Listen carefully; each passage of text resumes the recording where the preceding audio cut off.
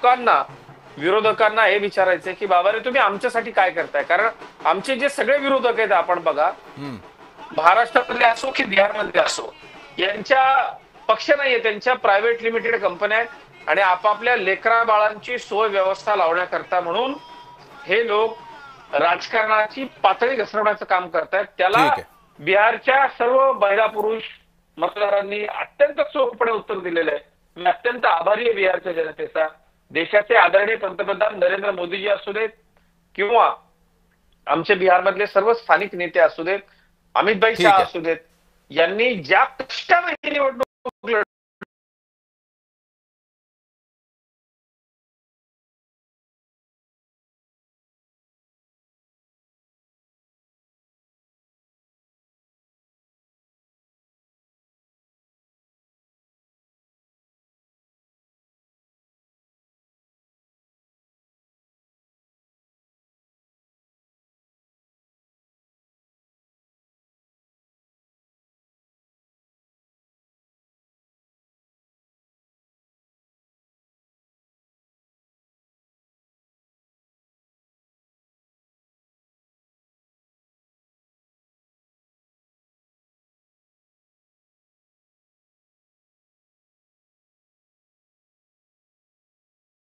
काम ह्या निवडणुकीमध्ये झालेलं आहे.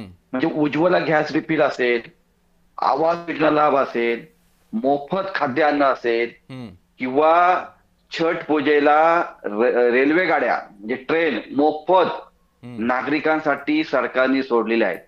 इतक्या प्रमाणात ही रेवडी संस्कृती बिहारमध्ये वापरण्याचं काम ह्या त्याच्यामुळेच तर आता मतदान होतंय. मग केलेलं आहे.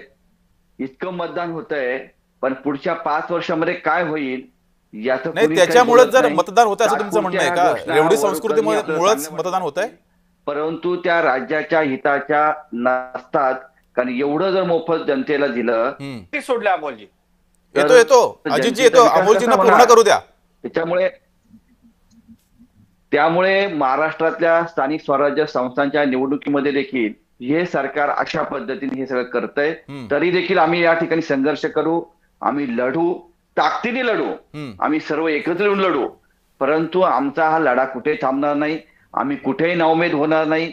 आज त्यांच्या पारड्यामध्ये जरी तितकं भरभरून बिहारचे जनतेने दिला असेल तर थोडं आपलं थांबावं लागेल. काही काळानंतर आपल्याला त्याची उत्तरं कळतील. कारण ते काय फार विकासाने सगळ्या गोष्टी मिळालेल्या नाहीयेत.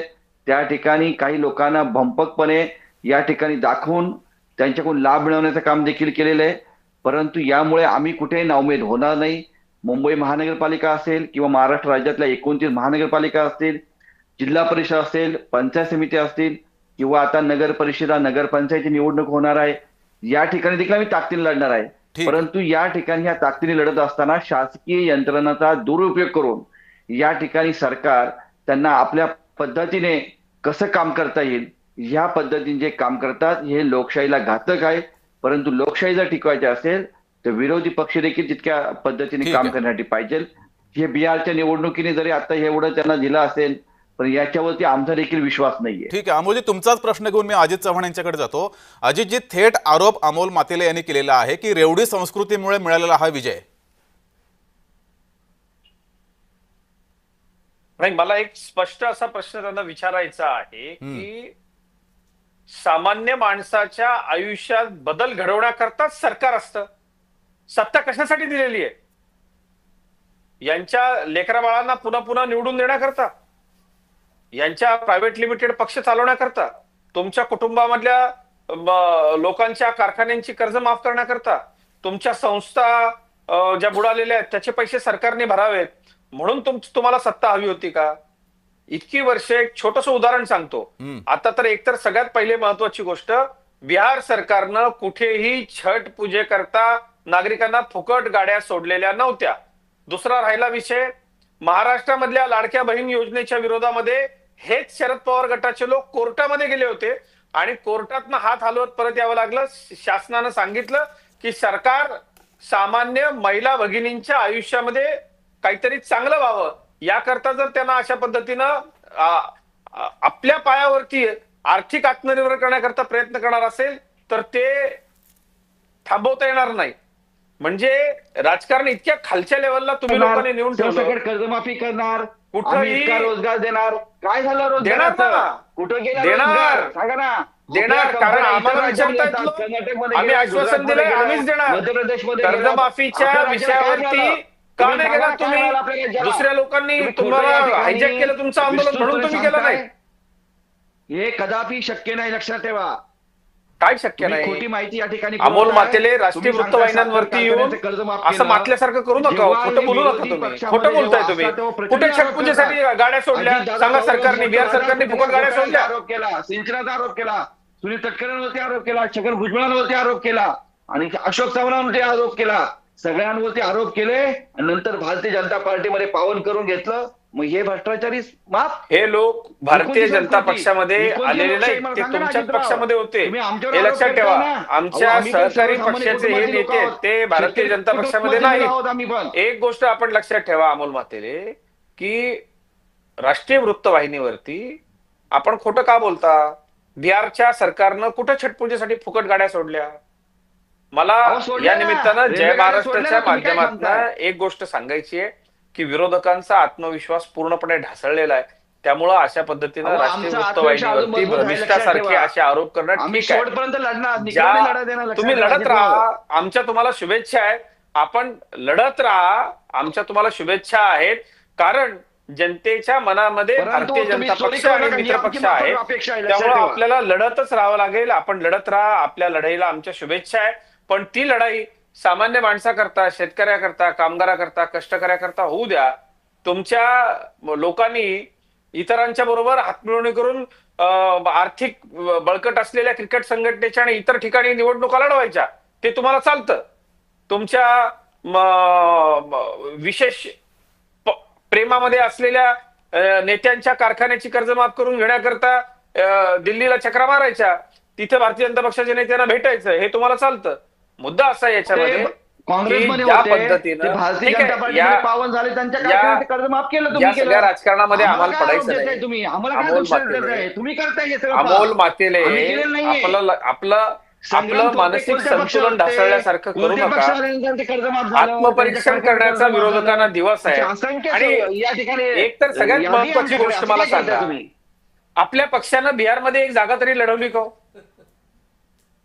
काय नैतिक अधिकार आहे तुम्हाला भारतीय जनता पक्षाला प्रश्न विचारण्याचा? तुम्ही तुमचं सांगा. राजकारणामध्ये हा सत्ताधारी अहंकाराचा प्रश्न नाही, हा प्रश्न नैतिकतेचा आहे.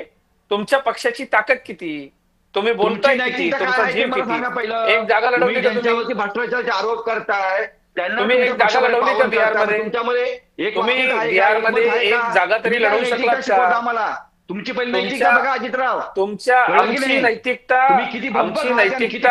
ही शाबूत आहे. जनतेला उत्तर देण्याकरता आम्ही बांधलेलो आहोत. किंवा महाराष्ट्रापुरतं जर बोलायचं झालं, देश कमवला असं काही होत नाही, लक्षात ठेवा. तुमच्या प्रायव्हेट लिमिटेड कंपनी असलेल्या पक्षाला या महाराष्ट्राच्या जनतेनं नाकारलेलं आहे. बिहारमध्ये नितीश कुमार कुणावरती आपण बोलता? एक लक्षात घ्या, एक जागा तरी तुम्ही लढवलीत का? माता तुमचं अस्तित्व आहे का बिहारमध्ये? तर मी दोघांनाही थोडा वेळ थांबवतो. एक ब्रेकिंग बातमी समोर येते आहे. संध्याकाळी 6 वाजता पंतप्रधान नरेंद्र मोदी हे संबोधित करणार आहेत. पंतप्रधान मोदी भाजपा मुख्यालयात जाणार आहेत. जवळपास आता निकाल समोर यायला लागलेले आहेत. बऱ्याच फेऱ्या ह्या मतमोजणीच्या झालेल्या आहेत. एनडीए 193 जागांवर आघाडीवर आहे आणि संध्याकाळी 6 वाजता पंतप्रधान नरेंद्र मोदी हे देशाला संबोधित करतील. पुन्हा एकदा जाऊया चर्चेकडे. ही एक महत्त्वाची बातमी आहे. पंतप्रधान नरेंद्र मोदी संध्याकाळी 6 वाजता देशाला संबोधित करतील, बिहार जनतेला संबोधित करतील. जवळपास आता निकाल निश्चित झालेला आहे. अजितजी बोला.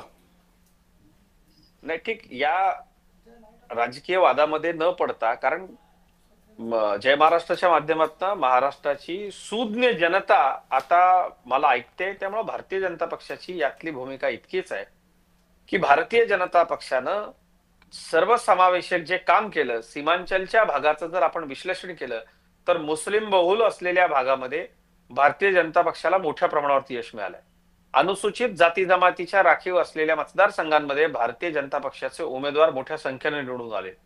आमच्या महिला भगिनींनी जात धर्म न पाहता भारतीय जनता पक्ष आणि मित्र पक्षांना भरभरून मतदान करून देऊन स्वातंत्र्यानंतर पहिल्यांदाच इतकं उच्चांकी मतदान करत या सरकारला पुन्हा एकदा निवडून दिलं, याकरता आम्ही अतिशय मनापासून आभारी आहोत.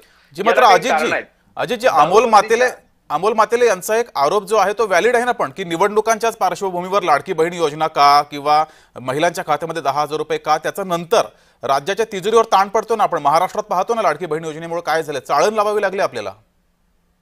9,000 कोटीचं कर्ज आहे आपल्या राज्यावरती. त्यांनी बाकी सगळ्या ठिकाणी प्राध्यापक भरती बंद केली. घेतो अमोलजी, त्याचं उत्तर सरकारी घेतोय. नोकरी चालू केल्या का सांगा ना मला. अमोलजी, त्याचं उत्तर घेऊया आपण. कर्जमाफी केली का, सरसकट कर्जमाफी. अमोलजी, त्याचं उत्तर घेऊया. अजितजी बोला, उत्तर द्या.